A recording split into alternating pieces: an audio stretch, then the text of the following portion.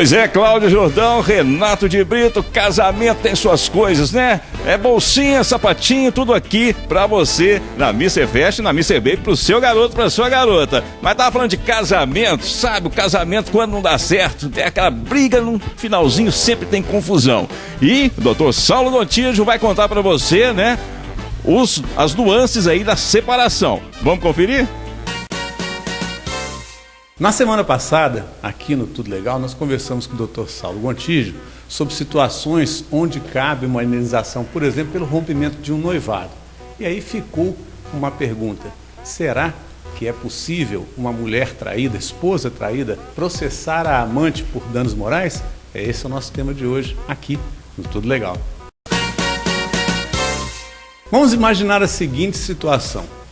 Uma mulher casada, numa situação tranquila, descobre que vem sendo traída e, de repente, resolve acionar na justiça a amante do marido pedindo uma indenização. Será que isso é possível? É hora de Tudo Legal, doutor Saulo. E essa situação? Toda indenização, uma coisa que é imprescindível, todo mundo tem que entender, que toda indenização, para ter indenização, tem que ter ato ilícito. Então, um ato ilícito é aquele ato que a lei proíbe, é um ato ilegal, certo? Então, ou uma ação ou uma omissão. Para a amante responder uma ação de danos morais contra a esposa, essa amante tem que ter cometido alguma ação ou omissão contra essa esposa, ou contra pelo menos o casamento dela. Só o ato de ser amante por si só, no meu entendimento, não geraria dano moral.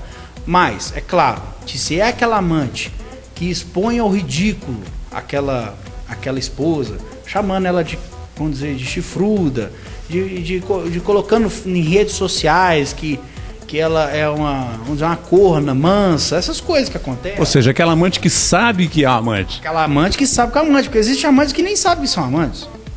Às vezes tem a pessoa tem um relacionamento, um casamento com jurídico, um casamento com filhos, por exemplo, no estado do Pernambuco, e ele tem uma união estável em Goiás, porque ele é caminhoneiro e faz essa rota, por exemplo. Isso acontece, não é, digamos, legalmente, totalmente aceito, mas são relações que podem acontecer e o Poder Judiciário tem que resolver. Mas então, às vezes aquela pessoa de Goiás acha que é a única mulher da vida dele.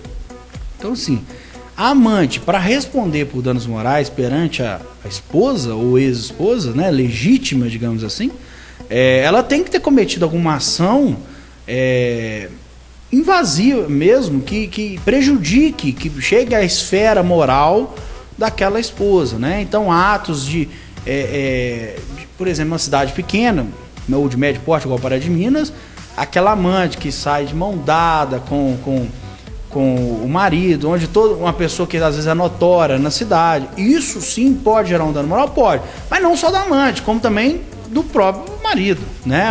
Vamos dizer, o traidor, porque na verdade o que ocasionou isso tudo não foi nem a amante, foi o que está no meio, né? Inclusive, doutor Saulo, foi muito bem você lembrar esse episódio, porque nós recebemos aqui uma consulta de uma telespectadora que, por motivos óbvios, pede para não ser identificada, mas ela quer saber o seguinte: ela descobriu que vinha sendo traída e quer saber agora se ela pode processar ou pedir uma indenização ao marido, alegando tempo perdido ao lado dele. Essa alegação do tempo perdido, ela existe às vezes quando tem traição, quando às vezes também simplesmente acaba o casamento, porque o marido chega e fala assim: não gosto mais de você, não quero viver mais com você, e pronto. É a teoria do desamor, você deixa de amar. Então, que também é permitido, a lei não tem... hoje nem se discute culpa mais em divórcio. Essa questão do tempo perdido, essa é uma balela que alguém inventou alguns anos atrás, e o mais interessante, que em todos os anos que eu trabalho no direito, eu nunca vi um homem perguntar isso, eu só vejo mulher. Não é questão de preconceito não, mas é porque antigamente existia aquela velha história de que quando se divorciava, a mulher tinha direito à pensão. Então eles inventaram assim que quando eu divorcio sem motivo, eu tenho direito a uma indenização por tempo perdido. Olha, mas se você perdeu tempo com seu marido também perdeu tempo com você. O tempo foi único para todo mundo. E você continuou vivendo junto com aquele marido porque você quis. Né? Então a gente tem que responder pelos nossos atos. Não existe indenização por tempo perdido. O que existe no caso de adultério, pode sim a mulher discutir essa culpa do divórcio, no caso do divórcio, do fim do casamento por causa do adultério, receber uma pensão ou às vezes até uma indenização por dano moral, mas em relação ao adultério. Quando simplesmente o casamento termina porque não se gostam mais, essa indenização por tempo perdido é pura invenção que nunca existiu, na verdade. Então tá, muito obrigado, doutor Saulo. Esperamos ter esclarecido aí a sua dúvida. E na semana que vem nós estaremos de volta, então, com tudo legal. Valeu.